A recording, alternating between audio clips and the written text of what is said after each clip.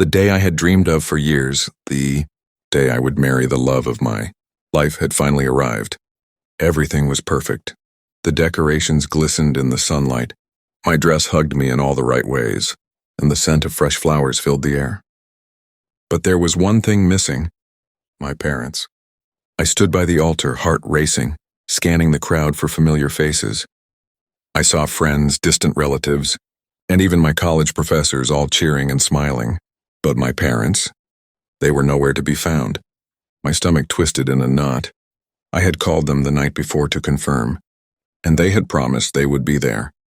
Now, as the ceremony began, I realized I was alone in what should have been the happiest moment of my life. After the ceremony, I finally got a call. My mother's voice was cheerful, almost nonchalant. "Oh, sweetheart, we couldn't make it today. It's Lucy's birthday, and you know we promised." "We're so sorry." Lucy, my younger sister. Her birthday. They had chosen that over my wedding. I could barely breathe. All my anger, sadness, and disbelief collided in one overwhelming wave. They had been there for every small milestone in my life, except this, the day that mattered the most. My father's explanation was even worse. "You'll understand someday," he said, as if a sibling's birthday somehow justified abandoning your own child on their wedding day. I hung up, feeling hollow inside. The joy of marrying the love of my life had been overshadowed by the betrayal I never expected from the people who were supposed to love me unconditionally. The party went on. I smiled, I laughed, I danced, but inside I was screaming. The people around me congratulated me, but their words were just background noise. I couldn't stop thinking about my parents at Lucy's party, cutting the cake, laughing, taking pictures, while I walked down the aisle alone. That day I realized something painful. Love isn't always unconditional, and family can hurt you the most. Little did I know, this was only the beginning. Life has a strange way of balancing scales, and sometimes those who wrong you end up needing you more than ever. Weeks had passed since my wedding, but the memory of my parents choosing my sister's birthday over my big day still stung like a fresh wound.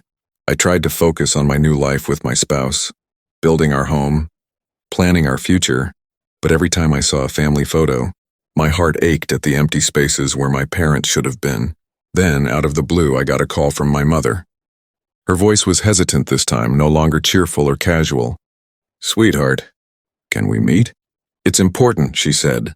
My first instinct was to refuse, to block out their presence entirely, but something in her tone made me pause. I agreed to meet at a quiet cafe, thinking perhaps this was a chance to get closure, or at least understand why they had acted the way they did. When I saw them sitting there, I hardly recognized them. Their eyes avoided mine, and their posture was unusually stiff. The confident, commanding parents I had known were replaced by nervous, almost apologetic figures. Before I could speak, my father leaned in, lowering his voice. We need your help," he said. My brow furrowed. "What do you mean?" My mother hesitated, and then, almost reluctantly, she blurted it out. "We're in a situation, financially. We need $50,000 and we don't have anywhere else to turn. Please, we wouldn't ask if it weren't urgent." I froze. $50,000. After everything, the humiliation, the betrayal, the pain of watching them choose my sister over my wedding. They were asking me for a favor? My mind raced. I remembered the years of sacrifices I had made for them, the times I had defended their choices, and now this. Anger surged first, hot and sharp. "You left me alone on the most important day of my life," I said, my voice trembling. "And now you expect me to just hand you $50,000? My mother's eyes filled with tears. "We didn't think you'd be able to help, and we know we hurt you. But we're desperate. We have no one else. You're our child. You're the only one who can save us." I felt a mix of fury, disbelief, and an uncomfortable twinge of sympathy.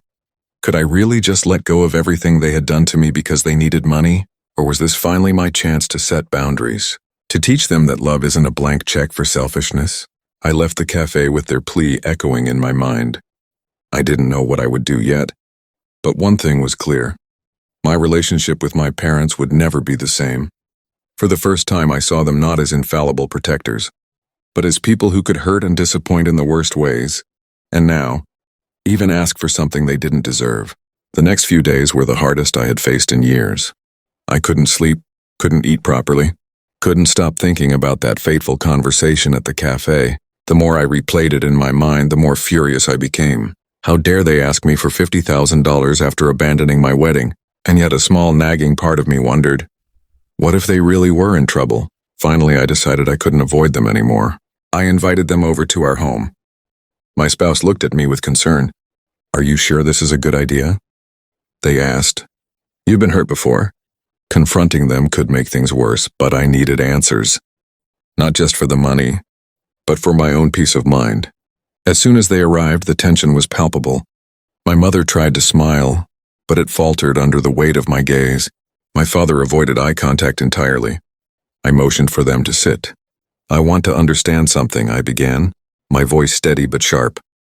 Why did you choose my sister's birthday over my wedding, and now, how can you even think about asking me for $50,000 after that?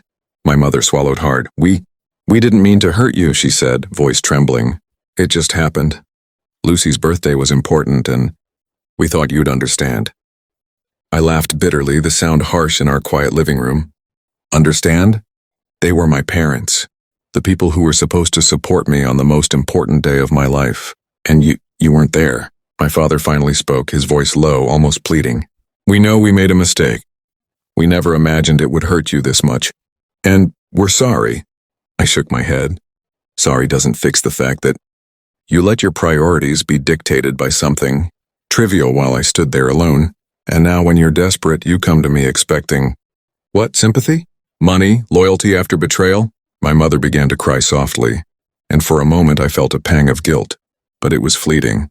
I had been hurt too deeply to forgive so easily. You need to understand something, I said firmly, my eyes locking onto theirs.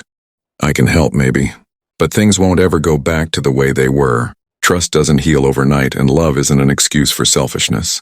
If you want my help, it will come with conditions, respect, honesty, and a recognition of the pain you caused. The room fell silent. My parents looked at each other, unsure, hesitant. For the first time, I saw them truly vulnerable, exposed, not as my all-knowing parents, but as flawed human beings. I realized then that this confrontation wasn't just about money or betrayal. It was about boundaries, about defining who I was willing to allow into my life and on what terms. And while the road ahead with my parents would be complicated, at least now I was no longer powerless. A few days after our intense confrontation, my phone rang. It was my father. I hesitated, wondering if I even wanted to pick up. But curiosity and a strange sense of responsibility pushed me to answer. Can we meet? He asked, his voice unusually quiet. It's important. I agreed, though I wasn't sure if I was going for closure, for answers, or just to see how far this story would go. We met at a small, quiet park, the kind of place where serious conversation seemed almost cinematic. My parents were already there, sitting on a bench, their faces drawn and anxious. Before I could speak, my mother blurted out, It's worse than we told you. I narrowed my eyes. Worse? How? My father took a deep breath. We made a terrible mistake. We invested in a business opportunity that seemed safe. But it failed. Everything is gone. The bank is threatening legal action, and the $50,000, we have nowhere else to turn. I felt my stomach drop. I had suspected they were in some kind of trouble, but hearing the full extent shook me. All the anger I had been holding suddenly collided with a new, uneasy feeling, fear for them. Could they be ruined? And somehow I had become their last hope. You expect me to fix this? I asked, disbelief clear in my voice. After everything, you left me alone on my wedding day, and now I'm supposed to rescue you from your own mistakes? My mother's hands trembled. We know it's a lot to ask, and you have every right to be angry. But we didn't think there would be anyone else to turn to. We came to you because you're our child. We thought maybe you could help us start over. I looked at them, really looked at them, and saw fear, desperation, and genuine regret in their eyes. For the first time, I realized their pride and selfishness had clouded their judgment, not just with my wedding, but in life. They had made terrible choices, but now they were facing the consequences. I'm not saying no, I finally said, my voice softening, but if I do this, things have to change. We need honesty, respect, and boundaries. You can't expect me to erase the past or ignore how you hurt me. If you want help, you have to be ready to accept accountability. My father nodded slowly, relief washing over his face. My mother's eyes filled with tears, but this time, they were tinged with gratitude, not entitlement. I realized then that this wasn't just about money or betrayal. It was about trust, responsibility, and understanding that love has limits. Helping them would not mean forgetting the past. It would mean navigating it carefully on my terms.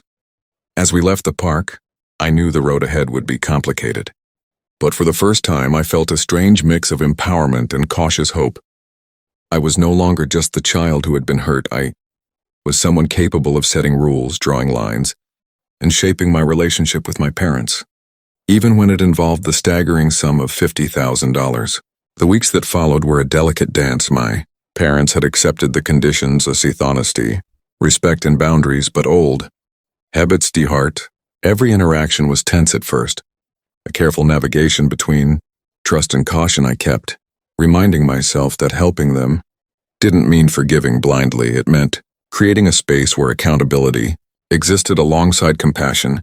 Then came the moment that truly tested me. The bank was pressuring them for immediate repayment, and the full $50,000 was needed within a week. My parents turned to me, hope and fear etched on their faces. I could see the vulnerability that had always been hidden beneath their pride and self-assuredness. I took a deep breath. "I'll help," I said firmly, "but this is the last time.